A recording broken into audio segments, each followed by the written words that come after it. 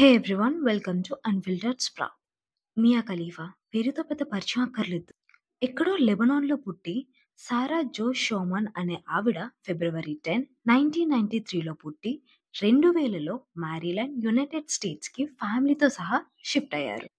ఆవిడ ఒక కన్జర్వేటివ్ కాథోలిక్ హౌస్‌హోల్డ్‌లో పెరిగి గ్రాడ్యుయేషన్ అయితే ఎల్ పోసోలో ఉన్న యూనివర్సిటీ ఆఫ్ టెక్సాస్‌లో పూర్తి చేశారు. ఆవిడ మోస్ట్‌లీ అడల్ట్ ఫిల్మ్స్ వల్ల చాలా ఫేమస్ అయ్యారు. తను అడల్ట్ ఫిల్మ్ ఇండస్ట్రీలో 3 నెలలు మాత్రమే పనిచేసిన ఆవిడ ఈ రోజు కూడా మోస్ట్ సర్చ్డ్ అడల్ట్ ఫిల్మ్ యాక్ట్రెస్‌లో ఒకరు. ఒక హిజాబ్ వేసుకొని తీసిన అడల్ట్ ఫిల్మ్ వల్ల ఆవిడ ఓవర్‌నైట్ స్టారే కాదు, ముస్లిం కమ్యూనిటీ నుంచి హెయిట్ కూడా అంతకన్నా ఎక్కువగానే రిసీవ్ చేసుకున్నారు. కానీ ఆవిడ అడల్ట్ ఫిల్మ్ ఇండస్ట్రీని వదిలేసిన కొన్ని ఇయర్స్‌కి తనకి తక్కువ పే చేశారని, అలానే ఆవిడ ఫేస్ చేసిన స్ట్రగల్స్ గురించి మొత్తం చెప్పడం స్టార్ట్ చేశారు.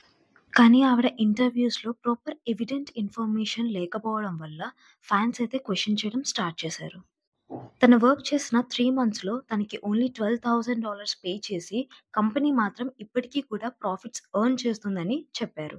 అయితే ఫస్ట్ ఇదంతా ఒక షేడీ కంపెనీ బిజినెస్ ఓనర్ తనని అప్రోచ్ అయ్యి, తనతో న్యూడ్ మోడలింగ్ చేపిస్తానని మెల్లమెల్లగా అడల్ట్ ఫిల్మ్ చేయడానికి మానిప్యులేట్ చేశారని చెప్పారు. కానీ ఫ్యాన్స్‌కి రైజ్ అయిన క్వెషన్ ఏంటంటే, ఆవిడ ఇంతకు ముందే కొంత మెచ్యూర్ కంటెంట్ ఇంటర్నెట్ ప్లాట్‌ఫార్మ్స్‌లో అప్‌లోడ్ చేసినట్టు రికార్డ్స్‌లో ఉందని. ఇంకా ఈ మెచ్యూర్ కంటెంట్ నేను చేయను అని బ్రేక్ తీసుకున్న ఆవిడ సడెన్‌గా ఓన్లీ ఫ్యాన్స్‌లో అకౌంట్ క్రియేట్ చేయడంతో మళ్ళీ ఆవిడ పాపులారిటీ గెయిన్ చేశారు. At the same time criticism కూడా. ఎవరికైతే ఓన్లీ ఫ్యాన్స్ గురించి తెలియదో వాళ్ళకి ఒక చిన్న ఇన్ఫర్మేషన్.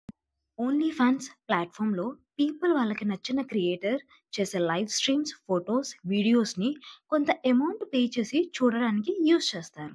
కానీ ఇది జస్ట్ 2% మాత్రమే. 98% కంటెంట్ మొత్తం అడల్ట్ కంటెంట్. ఇందువల్ల చాలా క్రియేటర్స్ ఈ ప్లాట్‌ఫామ్‌ని ఈజీ సోర్స్ ఆఫ్ ఇన్‌కమ్‌గా ట్రీట్ చేస్తారు. ఈ యాప్ వినడానికి ఫ్యాన్సీగా ఉన్నా చాలా డేంజరస్. సో, ఫ్యాన్స్ తనని విక్టిమ్‌లా చూడకుండా తన పాపులారిటీ పెంచుకునే ఆపర్చునిటిస్ట్‌గా చూడడం స్టార్ట్ చేశారు. ఇంటర్వ్యూస్‌లో తన బాడీ వెయిట్ వల్ల, ఇంకా స్కిన్ కలర్ వల్ల స్కూల్ టైమ్ నుంచే బుల్లీయింగ్ ఎక్స్‌పీరియన్స్ చేశానని ఆవిడ ఇంటర్వ్యూస్‌లో పదే పదే చెప్తూ వచ్చారు. తన సెల్ఫ్ ఎస్టీమ్ ఇంకా కాన్ఫిడెన్స్ లో అవ్వడం వల్ల తను కంటిన్యూస్‌గా పీపుల్ వాలిడేషన్ కోసం చూసేవారని ఆవిడ ఇంటర్వ్యూస్‌లో చెప్తూ వచ్చారు. అలాగే ఒక మిలిటరీ స్కూల్‌లోని తనకి 16 ఇయర్స్ ఉన్నప్పుడు తన ఫ్యూచర్ హస్బెండ్‌ని మీట్ అయ్యానని, అప్పుడు అతనికి 23 ఇయర్స్ అని ఆవిడ చెప్పారు. అంతేకాకుండా తన వెయిట్ లాస్ గురించి ఆవిడ ఇంటర్వ్యూస్‌లో ఒకసారి సోడా ఇంకా అన్నెసెసరీ కార్బ్స్‌ని కట్ చేయడం వల్ల, ఇంకోసారి తనని తాను ఎక్స్‌ట్రీమ్‌గా స్టార్వ్ జేసుకోవడం వల్ల తను వెయిట్ లాస్ అయ్యానని ఇంటర్వ్యూస్‌లో చెప్పుకుంటూ వచ్చారు.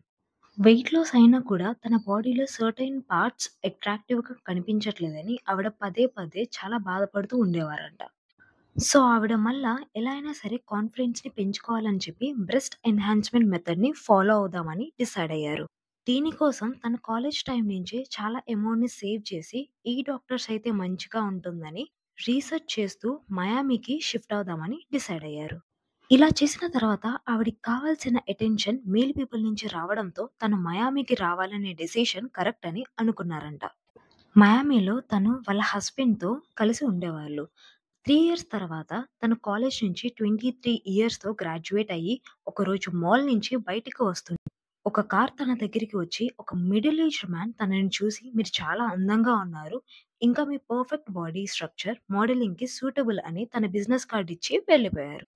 ఇనీషియల్‌గా తను వెళ్ళకూడదని డిసైడ్ అయినా, తనకి ఫైనల్‌గా కావాల్సిన మేల్ వాలిడేషన్ వస్తుందని ఈవెంచువల్‌గా న్యూడ్ మోడలింగ్‌కి ఒప్పుకున్నారు. ఆల్రెడీ మియా హస్బెండ్ అడల్ట్ కంటెంట్ ఫిల్మ్స్‌కి అడిక్ట్ అవ్వడం వల్ల, ఇంకా ఓవర్ ద టైమ్ తనని తాను బోల్డ్‌గా చూపించుకోవాలనే క్రమంలో తను ఈవెంచువల్‌గా ఈ ఐడియాకి అగ్రీ చేయడం స్టార్ట్ చేశారు. ఇప్పటినుంచి మియా తీసుకున్న ప్రతి ఒక్క డెసిషన్ తన కెరియర్‌ని ఎలా బూస్ట్ చేసిందన్నది మనం పార్ట్ 2లో